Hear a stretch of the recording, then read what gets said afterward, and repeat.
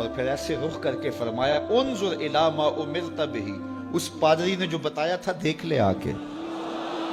تو کہا میں نے دیکھا کہ حضور کے کندھوں کے درمیان۔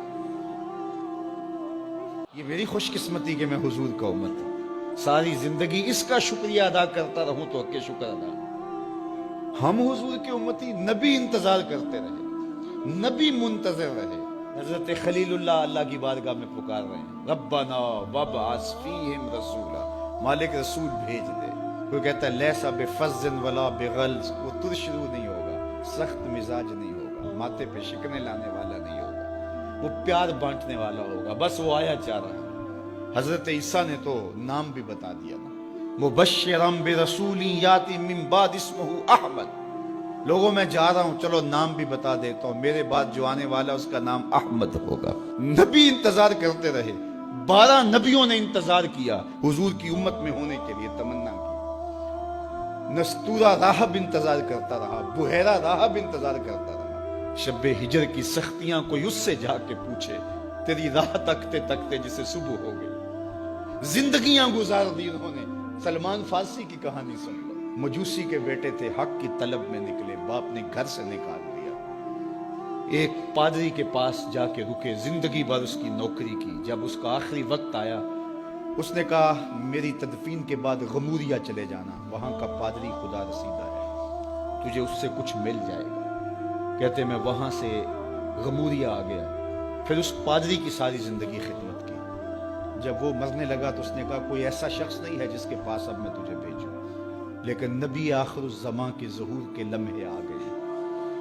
تو یہاں سے یثرب چلا جا، وہ اس نبی کی ہجرت گاہ ہوگی، تیری زندگی سنور جائے گی، تو نے بڑی محنت کی ہے، بڑی نوکری کی ہے میری۔ کہتے میں نے اس کو کہا کہیں ایسا نہ ہو میں دھوکہ کھا جو مجھے کوئی نشانی بتا دے۔ اس نے کہا 3 نشانی، ایک صدقہ نہیں لے گا، دوسرا ہدیہ رد نہیں کرے گا، تیسرا 2 کندھوں کے درمیان مہر نبوت۔ کہتے ہیں میں نے اس کی تدفین کی، یثرب کی جانب جاتے ہوئے ایک قافلے میں شامل ہو گیا، انہوں نے مجھے پکڑ کے اپنا غلام بنا لیا، لیکن میرے پہ مہربانی یہ کی کہ مجھے بیچا جا کے مدینے میں۔ ایک یہودی نے مجھے خرید لیا، میں اس کے باغ میں گوڈی کرتا تھا، کام کرتا تھا، کھجوریں توڑتا تھا، لیکن میں انتظار میں تھا کہ کبھی وہ نبی آخر الزماں آئے تو مجھے دید ہو، کبھی عرش پر، کبھی فرش پر، کبھی ان کے در، کبھی در بدر۔ غم عاشقی تیرا شکریہ، میں کہاں کہاں سے گزر گیا۔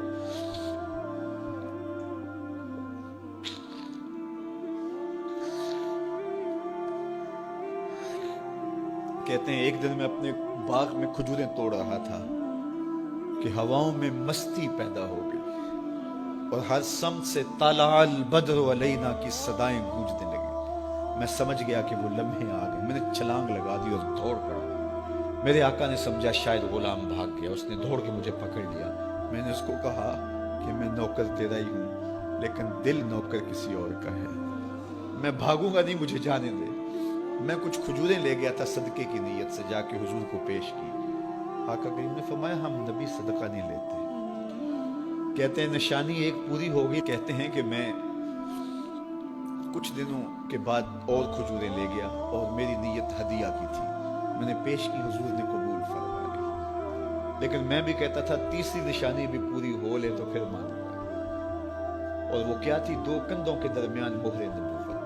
کہتے ہیں ایک دن حضور میرے باغ میں آئے اور آقا کریم نے اپنے مبارک کندھے پہ چادر رکھی ہوئی تھی اور چادر کی اوٹ میں مہر نبوت چھپی ہوئی تھی، اور میں پیچھے ہو کے دیکھتا تھا، اور میری آرزو یہ تھی کہ کوئی تیز جھونکا ہوا کا آئے اور چادر ہٹ جائے اور میں مہر نبوت کی زیارت کر لوں۔ حضور میرے ارادہ قلب سے آگاہ ہوئے، فَأَلْقَى إِلَيَّ رِدَاءَهُ، حضور نے چادر اتار کے میری جانب پھینکی اور پھر ایسے رخ کر کے فرمایا انظر الی ما امرت بہ، اس پادری نے جو بتایا تھا دیکھ لے آ کے۔ تو کہا میں نے دیکھا کہ حضور کے کندھوں کے درمیان۔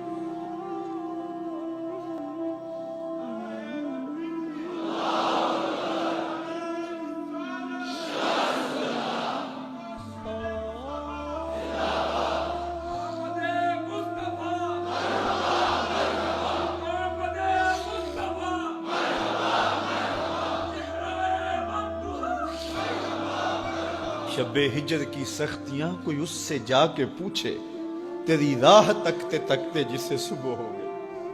ہم نے تو کوئی انتظار نہیں کیا نا، ہم نے تو کوئی دکھ نہیں سہا، ہم سوئے تھے مقدر جاگ اٹھے۔ ہمارے والد مسجد سے مولوی صاحب کو بلا لائے، انہوں نے کان میں آ کے کہا مبارک ہو تو حضور کا نوکر بن کے آ رہا۔ میرے والد گرامی ایک شعر جھوم کے پڑھا کرتے تھے، محمد جانے جانا ہے، پیغمبر ہو تو ایسا ہو، رسولوں کی بشارت سے مبشر ہو تو ایسا ہو، امر توقیر کا سب کو موقر ہو تو ایسا ہو، کیا ہم کو غلام ان کا مقدر ہو تو ایسا ہو۔ میں اپنے مقدر پہ قربان نہ جاؤں، آپ اپنے مقدر پہ نثار نہ جائیں، ہمیں وہ نبی ملا جو نبیوں کا نبی ہے۔